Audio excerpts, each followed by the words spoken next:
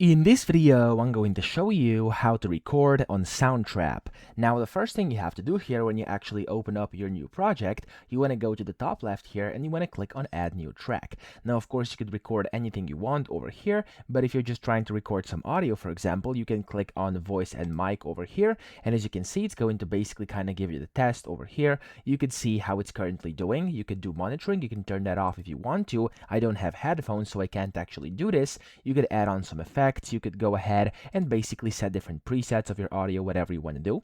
And then whenever you're ready to actually start recording, you could go and just hit this rec button, which is the record button. And if I do that right now, as you can see, it's going to start counting 1, 2, 3, 4, 1, 2, 3, 4. And there we go. I'm successfully, of course, starting my recording. I'm about 4 seconds in right now. And as you can see, this is basically going through. I could go ahead and change the master volume over here. I could turn on or off this metronome over here. Completely up to you. Whenever you're done, hit on this stop button, and of course you could also pause it if you wanna, and then play it on if you want to as well.